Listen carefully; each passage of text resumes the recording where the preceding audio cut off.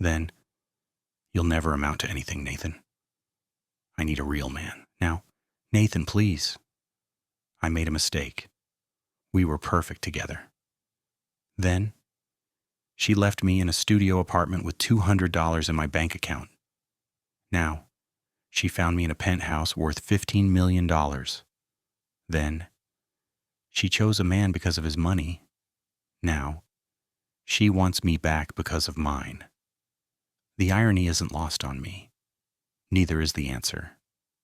No, before we begin, comment where you're watching from. Enjoy the story?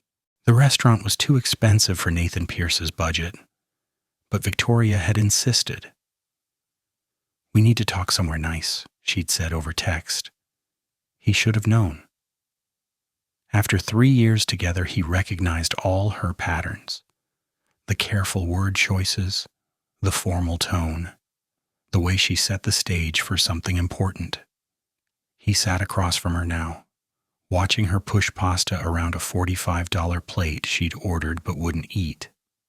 She wore the dress he'd complimented last month, the one she knew made her look good. The perfume he'd bought her for Christmas. Everything calculated to soften the blow he could feel coming. Nathan, I've been thinking about us. About our future. Victoria's voice was gentle but firm, like talking to a child who needed to understand something obvious. Me too, Nathan said, trying to smile. I know things are tight right now, but the startup is finally getting real traction. We had 3 investor meetings this week. Genuine interest, Victoria. This could be it. When, Nathan? She cut him off, finally meeting his eyes. When will it actually happen? When will you actually make money instead of just talking about potential and someday? Nathan felt his stomach drop. He knew that look. Had seen it on his father's face when his business failed. On his professor's face when he dropped out of Stanford to pursue his dream. The look that said, I expected more. These things take time. Building a company from scratch isn't something you can rush. But we're getting there. I can feel it. I'm 28 years old. I can't wait forever for it, and someday, and maybe, I need stability now, security now, a partner who can actually provide those things now. Provide? The word stung. Vic, we're partners. We build together. That's what we've always said. I met someone. The words hung in the air like smoke, choking everything else out. Nathan's hands went numb. What? His name is Derek. He works at Goldman Sachs, senior analyst. He has a brownstone in Brooklyn, a real career, a real future. He can give me the life I want, the life I deserve. And I can't. Nathan heard his own voice crack. Because I'm building something instead of collecting a paycheck from some corporation. Victoria's expression softened with what looked like pity, which was somehow worse than anger. You're driving Uber at night, Nathan. You live in a 400-square-foot studio apartment. You're wearing a shirt with a coffee stain you tried to hide with your jacket. This dinner is probably going to stress you out for a week because you can't really afford it. Every word was a knife, precise and surgical, accurate and devastating. So this is about money. 3 years together comes down to a bank statement. It's about being realistic. I love you, I do. But love doesn't pay rent. Love doesn't buy a home or send kids to good schools or build the future I want. Derek can provide that. You. She trailed off, but the implication was clear. You can't. Nathan stood up, his untouched $38 steak going cold on the plate. You're right. I can't afford this dinner without stress. I can't afford this relationship either, apparently. Not if the price is becoming someone I'm not. Nathan, don't make this ugly. Ugly? You're leaving me for a bigger paycheck and I'm making it ugly? His voice stayed low, but people at nearby tables were starting to stare. Go. Be with your banker. I hope his portfolio loves you back. You're being childish. And you're being honest. Finally. Good luck with Derek. I hope he's everything you deserve. Nathan threw 2 20s on the table. Probably not enough to cover his half, but all the cash he had. He walked out into the rain without his jacket. Left it on the chair because turning back felt like weakness. Stood on the corner watching Victoria through the window as she pulled out her phone. Probably calling Derek to pick her up. To start her new life with someone who could afford it. Nathan's phone buzzed. Email from another investor. Thanks for the pitch, but we're passing it this time. Product isn't ready. Come back when you have more traction. He laughed. Actually laughed standing in the rain. The universe had impeccable timing. That night, Nathan sat in his studio apartment, the one Victoria had called embarrassingly small, and made a decision. He could collapse, could call his mother and cry, could give up on the dream that had cost him everything, or he could prove Victoria wrong, make her regret every word, show her exactly what she'd given up. He chose revenge, but not the hot kind, the cold kind, the kind that takes years and patience and absolute conviction, the kind that's really just success. Nathan Pierce disappeared into his work, stopped answering calls from mutual friends asking what happened, stopped checking Victoria's social media to see her new life with Derek, stopped thinking about anything except building his company, Connect Flow, into something undeniable. The first 6 months were hell. He moved into an even cheaper apartment to save money. His roommate Jared barely saw him because Nathan left at 6 a.m. and came home at midnight every single day. Man, you're going to burn out, Jared said one night, finding Nathan asleep at his laptop again. Victoria isn't worth destroying yourself over. This isn't about her. This is about proving I was right. Proving it to who?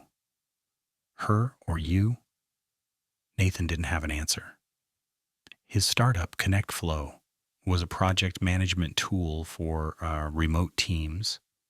Nothing revolutionary, not sexy, just useful. It solved real problems in smart ways, the kind of boring practical software that actually made money if you could just get people to try it. He ran Facebook ads with his last $500, got 50 signups, 30 actually used it, 10 paid the $15 monthly fee, $150 a month, barely enough for server costs, but it was growth. He saw Victoria once during this period at a Whole Foods in Soho. She was with Derek, tall and polished in an expensive suit, carrying bags from stores Nathan couldn't afford to window shop in. They were laughing about something. Her hand on his arm. That comfortable intimacy of couples who fit together. Victoria looked happy. Genuinely happy. Nathan hid behind the organic produce section until they left. He wasn't ready to face her yet. Wasn't ready to show her he was still struggling, still barely surviving, still proving her right with every dollar he didn't have. But something changed in month 7. A tech blog reviewed Connect Flow. Simple, elegant, and actually works. Unlike the bloated monsters charging $50 per user per month, Connect Flow does exactly what it promises for a fraction of the cost. Overnight, signups jumped to 500, then 1,000, then 5,000. Revenue hit $75,000 monthly. Nathan quit his Uber driving, hired 2 developers, moved into a tiny shared office space that felt like a palace after coding in coffee shops for a year. He still lived in the cheap apartment, still ate ramen most nights, but he was building something real, something that mattered, something that was working. Year 1 became year 2. Growth accelerated in ways Nathan hadn't imagined possible. A Fortune 500 company adopted ConnectFlow for their entire 10,000-person organization. The press coverage was massive. TechCrunch, Wired, The Wall Street Journal, Series A funding $10 million. Nathan hired 20 people, moved into a real office with conference rooms and a kitchen and employees who believed in the vision. He started paying himself $120,000 a year. Not rich, but comfortable, stable. The irony wasn't lost on him. This was what Victoria had wanted, what she'd left him for not having. He thought about calling her, showing her the TechCrunch article, proving that she'd been wrong. Then he saw her Instagram, still with Derek, still posting about their perfect life, still happy. And Nathan realized something important. He wasn't building this for her anymore. He was building it for himself. To prove to himself that he'd been right all along. That betting on his dream had been worth the cost, even if that cost was losing the woman he'd loved. Year 3 changed everything. ConnectFlow hit 100,000 paid users. Revenue crossed $20 million annually. Tech giants circled like sharks. Google wanted to acquire them. Microsoft too. Amazon made an offer that made Nathan's lawyer physically gasp. The board pushed hard. This is generational wealth, Nathan. Life-changing money. Take it. Google's final offer, $420 million. Nathan's stake after everyone got paid, $52 million. He was 31 years old, the same age Victoria would be now. He took the deal, signed the papers in a conference room that cost more per hour than his first apartment had cost per month. The press conference was surreal. Nathan Pierce sells ConnectFlow for $420 million, one of the largest acquisitions of the year. His phone exploded. Congratulations from investors, interview requests from media, messages from people he hadn't heard from in years, and one message from a number he didn't have saved but recognized immediately. Nathan, it's Victoria. I saw the news. I'm so proud of you. Can we talk? He stared at the message for a long time. 3 years. She'd been silent for 3 years. No congratulations when ConnectFlow launched. No support when he was struggling. No acknowledgement when he'd hit his first 1,000 users or first million in revenue. But now that he had $52 million, now she wanted to talk. Nathan deleted the message without responding. He had better things to do, like buy a penthouse in Tribeca. Not because he needed 4,000 square feet and a view of the Hudson. Because he wanted the press coverage, wanted Victoria to see it, know it, feel it. The purchase made page 6. Tech wunderkind Nathan Pierce buys $15 million penthouse, cementing his status as one of New York's youngest self-made millionaires. He wasn't subtle about it. Wanted her to see. Wanted her to know what she'd missed.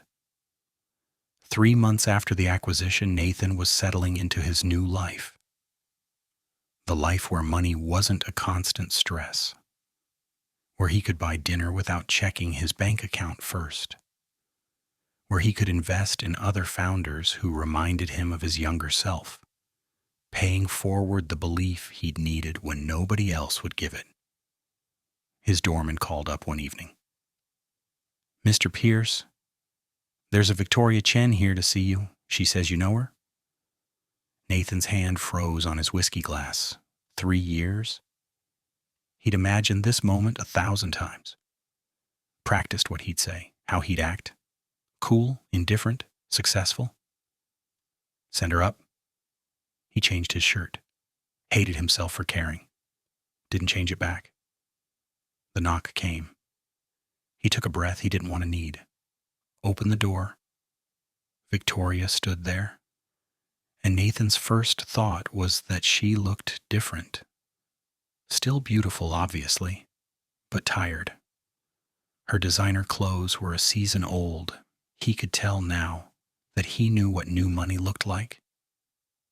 The confident posture was gone, replaced with something that looked like desperation. Nathan, hi. Thank you for seeing me. Her voice was smaller than he remembered. I wasn't expecting you, but here you are. Come in. She walked into his penthouse like she was entering a cathedral.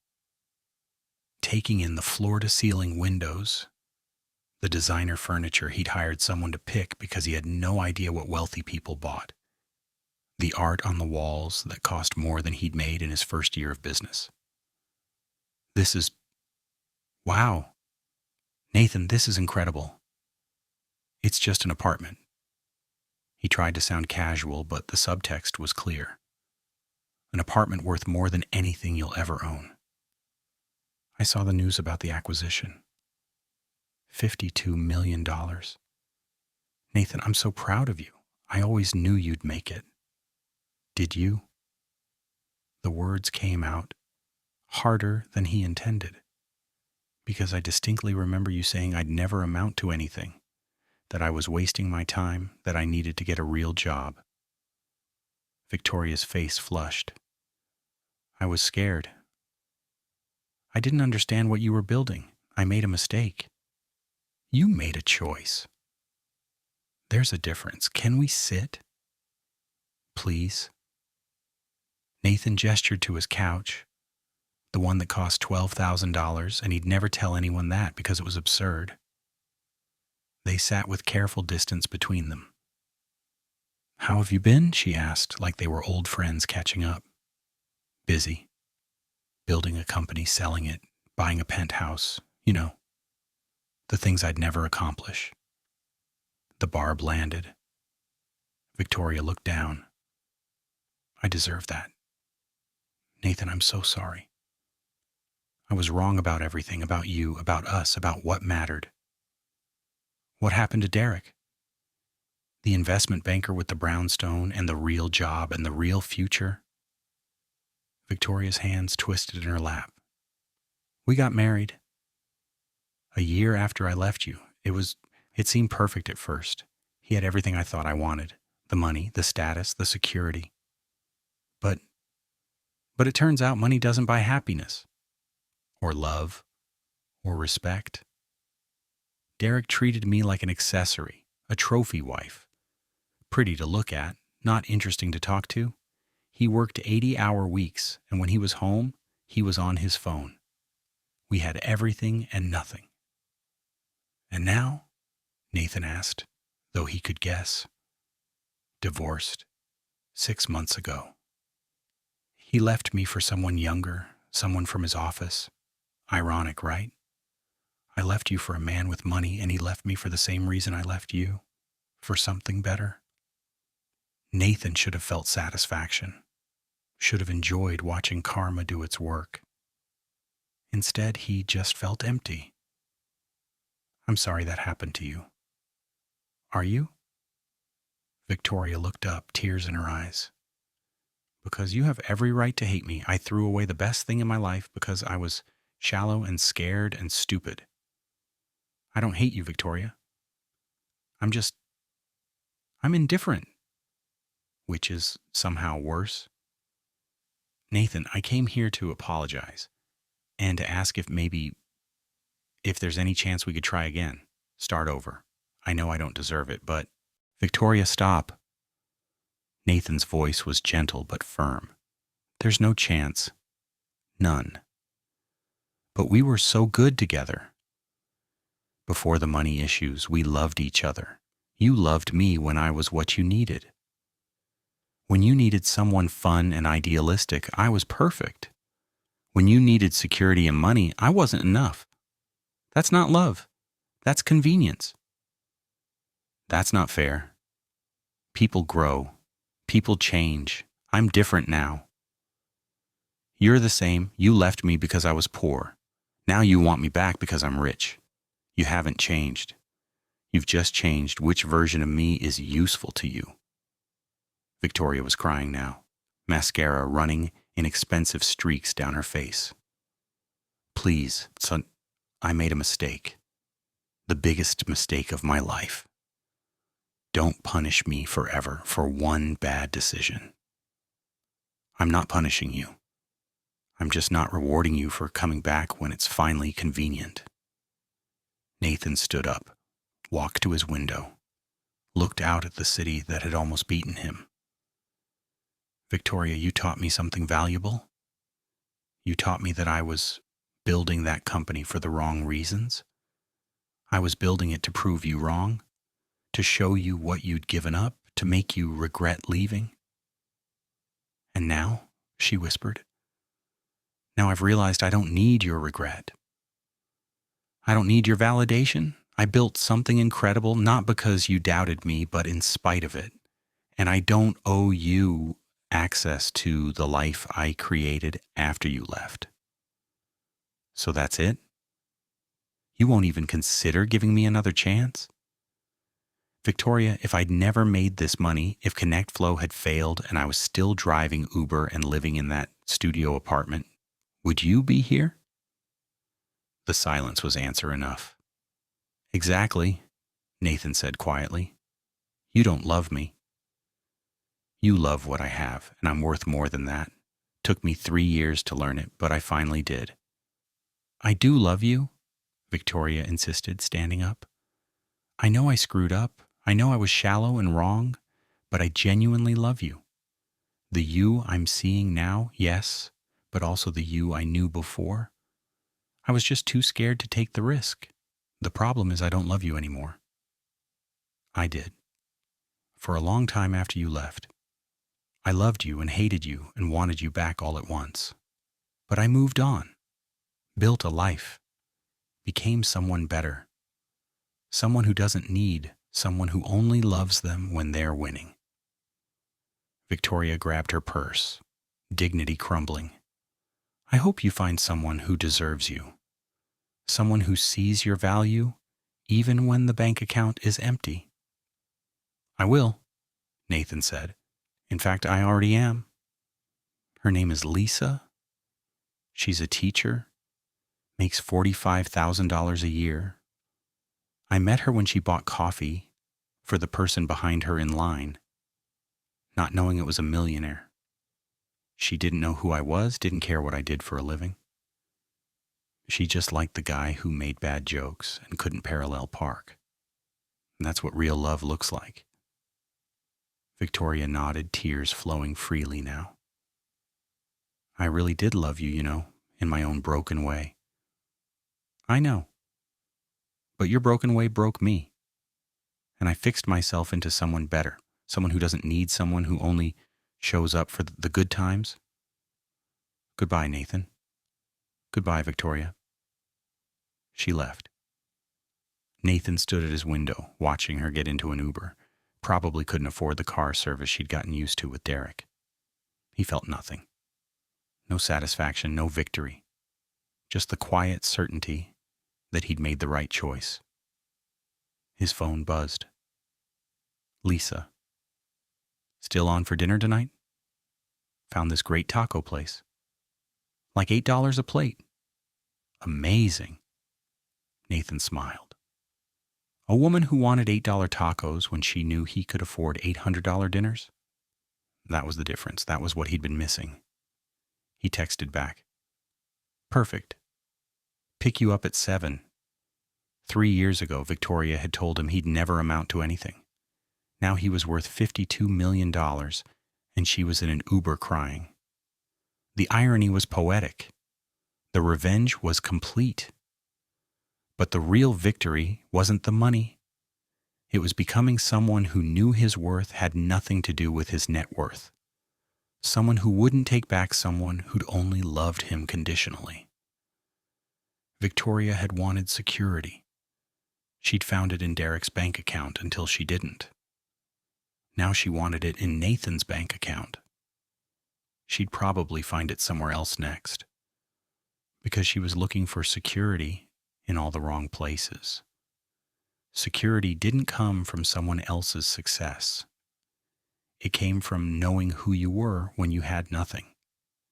Nathan had learned that in his studio apartment with $200 in his account and a dream everyone said was crazy. He'd learned he was someone who bet on himself, even when no one else would. Someone who worked when others slept.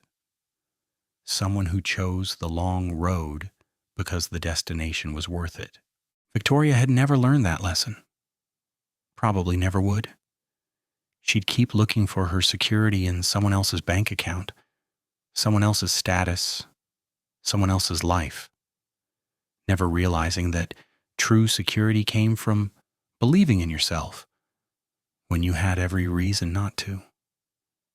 Nathan hoped she'd figure it out eventually, but it wouldn't be with him, because he'd learned something else in those 3 years. The people who are with you in the valley matter more than the people who show up at the peak. And Victoria had missed the entire climb. She didn't get to plant her flag at the summit.